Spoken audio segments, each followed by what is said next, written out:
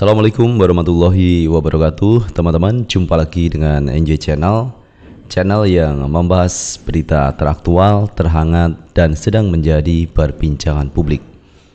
Sahabat NJ Channel, kali ini yang akan kita bahas masih mengenai Pak Anies Baswedan, di mana Pak Anies ini sebagai calon presiden yang kemarin sudah diusung dari Partai Nasdem berdasarkan hasil Rakernas yang akhirnya menjatuhkan pilihan kepada Pak Anies Baswedan. Namun demikian teman-teman, untuk mengusung Pak Anies ini bukan perkara mudah, karena Pak Anies ini dianggap oposisi. Pak Anies dianggap di luar rezim ini. Karena itu ada beberapa buzzer yang mencoba untuk menyerang Pak Anies Baswedan dengan isu-isu intoleran, radikal, keturunan Yaman, kadrun, dan sebagainya. Jadi serangan-serangan yang diarahkan kepada Pak Anies Baswedan sebenarnya menurut saya adalah tidak rasional sama sekali. Kenapa begitu? Karena selama Pak Anies menjabat sebagai Gubernur DKI Jakarta, tidak ada di Jakarta itu yang radikal, yang intoleran, dan sebagainya. Jakarta dalam kondisi yang kondusif ketika Pak Anies Baswedan menjadi Gubernur DKI Jakarta. Bahkan Jakarta lebih maju ketika Jakarta dipegang oleh Gubernur Anies Baswedan. Karena itu ketika Pak Anies kemarin itu selesai menjalankan tugasnya, itu disambut oleh ribuan orang. Masyarakat seolah-olah tak rela kalau Anies Baswedan meninggalkan Jakarta. Tetapi toh nyatanya teman-teman, Pak Anies memang harus selesai purna tugas. Jabatan masa kerja Pak Anies hanya 5 tahun. Oleh karena itu teman-teman, banyak pihak yang berharap Pak Anies ini maju menjadi calon presiden. Tetapi sekali lagi, bahwa mengusung Pak Anies ini adalah resiko yang berat. Resiko yang berat teman-teman. Kenapa begitu? Karena tidak biasa. Menurut Pak Anies itu seperti naik ke pendakian gunung yang itu tinggi, yang terjal, yang berat. Naik itu kan berat, tetapi kalau turunnya itu kan mudah. Nah ini naik. Nah naiknya Anies Baswedan ini seperti diibaratkan kemarin itu seperti naik gunung. Tetapi pada akhirnya itu nanti akan sampai kepada puncak. Itu berbeda kalau turun teman. Namanya turun, jalan turun itu kan lebih mudah. Dan Pak Anies ini diibaratkan seperti itu. Mengusung Pak Anies ini sesuatu yang berat. Dan itu disampaikan juga oleh Pak Anies Baswedan dalam sebuah pidato dalam acara Partai Nasdem. Coba kita lihat pidato dari Pak Anies Baswedan. Saya bersyukur karena Bapak Ketua Umum Bang Surya Paloh memilih untuk menempuh jalan yang tidak biasa. Kalau lewat sebuah perjalanan, ada jalan yang datar, ada jalan yang menurun, dan ada jalan yang mendaki. Mau perjalanan yang nyaman dan enak, pilih jalan yang datar dan menurun. Tapi jalan itu tidak akan pernah mengantarkan kepada puncak manapun.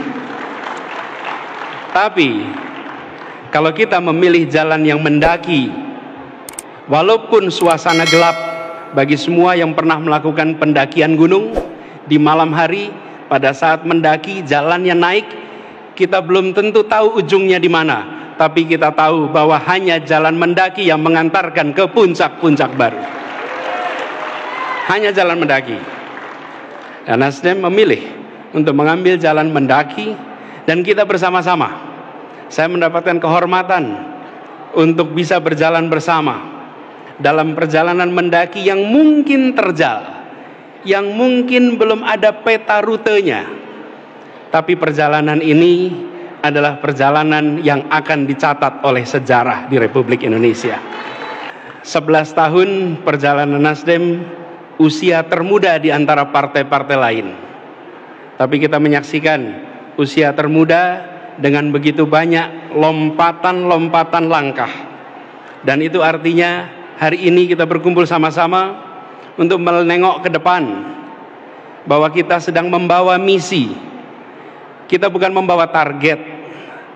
Kalau target itu diraih dan kalau target itu tercapai, maka pekerjaan selesai. Tapi kalau misi itu diemban, misi itu dipanggul, misi itu untuk dilaksanakan. Perjalanan kita adalah perjalanan membawa misi, bukan sekedar meraih target-target.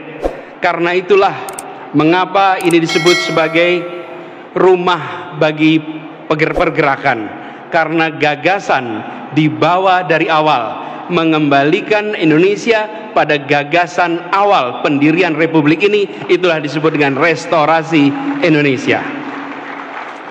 Saya merasa sangat bersyukur, dengan rendah hati saya menyatakan siap waktu itu, dan alhamdulillah sejauh ini perjalanan kita adalah perjalanan yang nampak kita menyaksikan puncak-puncak baru yang insya Allah tercapai. Memang tantangan tidak kecil, tapi saya sering sampaikan kepada diri saya sendiri dan juga pada yang lain, keramaian di sosial media akan selalu ada. Kita tidak terlalu khawatir dengan apa yang ditulis di sosial media hari ini. Kita lebih memikirkan apa yang ditulis sejarawan di masa yang akan datang. Mereka akan menulis semua peristiwa-peristiwa ini dengan informasi lintas waktu dan lengkap, bukan sekedar cuplikan-cuplikan peristiwa untuk membentuk sebuah frame-frame tertentu. Dan inilah perjalanan dilewati oleh Nasdem. 11 tahun usia yang secara hitungan terasa singkat, tapi kita memang menengoknya ke depan. Saya merasa bersyukur menjadi bagian dari perjalanan ini. Insya Allah misi yang kita emban akan kita bisa bawa dengan ringan. Insya Allah mimpi yang kita bawa ini akan membawa Indonesia lebih baik, Indonesia yang berkeadilan sosial untuk semuanya. Nah itu sahabat Enjoy Channel terkait pidato yang disampaikan Pak Anies Baswedan dalam acara Partai Nasdem. Dan saya melihatnya bahwa sekali lagi mengusung Pak Anies Baswedan ini bukan perkara mudah. Jadi ini perkara yang cukup berat, rintangan dan tantangan luar biasa besar. Karena bagaimana juga Pak Anies bukan bagian dari rezim, dan tagline yang diusung adalah perubahan dan perbaikan. Namanya perubahan adalah mengubah sesuatu yang sudah ada menjadi lebih baik menuju perbaikan. Dan pemerintahan yang akan datang itu diharapkan bisa menegakkan hukum secara adil, teman-teman. Baik itu pendukung atau bukan pendukung, kalau itu salah mesti dihukum. Harapannya masyarakat seperti itu. Nah, mengusung Pak Anies Baswedan ini penuh tantangan dan rintangan. Cobaan bertubi-tubi, fitnah terus dilakukan kepada Pak Anies Baswedan. Jadi banyak buzzer yang ini menyerang habis-habisan kepada Pak Anies Baswedan, sampai menyangkut terkait keturunan, teman-teman. Jadi ada yang mengatakan Pak Anies keturunan Yaman. Padahal kalau kita ngomong keturunan itu berarti kan masuk rasis itu. Seperti Samara Amani kemarin itu cukup marah, teman-teman, dikatakan keturunan Yaman dan sebagainya. Jadi kalau kita bicara tentang nasional Indonesia, mestinya tidak ada bahasa-bahasa seperti itu, keturunan, menyangkut-nyangkut keturunan, menyangkut-nyangkut bapak neneknya, itu kan tidak perlu. Artinya kalau Pak Anies sebagai warga negara Indonesia, WNI, ayah ibunya juga WNI, kakek neneknya WNI, kenapa kok dipermasalahkan? Jadi tidak perlu kita itu sebenarnya mengurusi hal seperti itu. Jadi kenapa Pak Anies ini kok semacam disio-sio ya? Kenapa Pak Anies ini dikoyo-koyo? Padahal Pak Anies ini selama menjabat sebagai Gubernur DKI Jakarta dalam kondisi baik. Tidak ada sesuatu yang dilakukan Pak Anies ini yang merugikan warga masyarakat DKI Jakarta secara umum, teman-teman. Dan bahkan sesuai hasil dari survei, publik masyarakat DKI Jakarta puas dengan kinerja Pak Anies Baswedan. Namun memang ada 1-2 hal yang ini mungkin ada yang kecewa dengan Pak Anies Baswedan, tetapi secara mayoritas ini puas dengan kinerja Pak Anies Baswedan. Jadi kalau disia-siakan, disio-sio, teman, ini kasihan kepada Pak Anies Baswedan. Coba teman-teman lihat satu video ini, teman-teman akan ternyuh, bisa jadi meneteskan air mata melihat satu video yang diunggah oleh netizen mengenai Pak Anies Baswedan. Jadi orang yang baik kenapa harus disia-siakan seperti itu? Padahal Pak Anies akan membawa perubahan Indonesia yang jauh lebih baik. Coba kita tonton satu video yang satu ini. Seujung rambut, seujung kuku, jangan pernah kau sakiti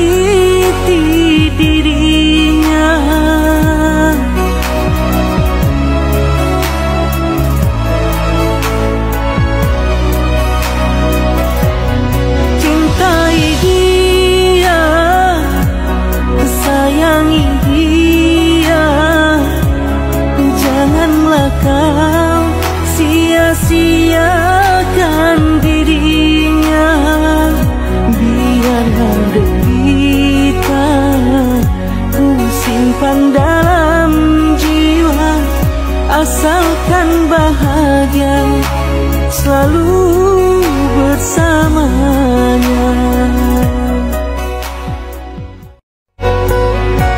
Seujung rambut, seujung kuku, jangan pernah kau sakiti dirinya.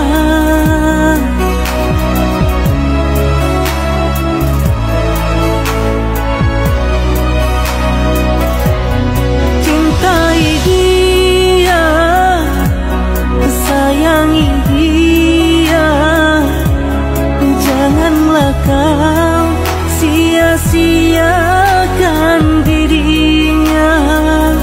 Biarlah derita ku simpan dalam jiwa, asalkan bahagia selalu bersamanya.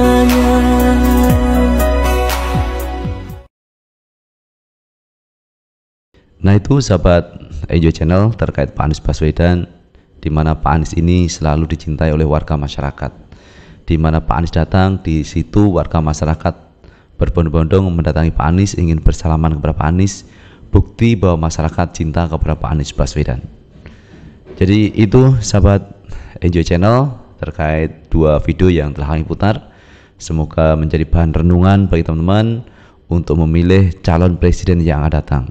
Karena presiden yang akan datang diharapkan punya komitmen, punya keberpihakan kepada warga masyarakat seluruh Indonesia.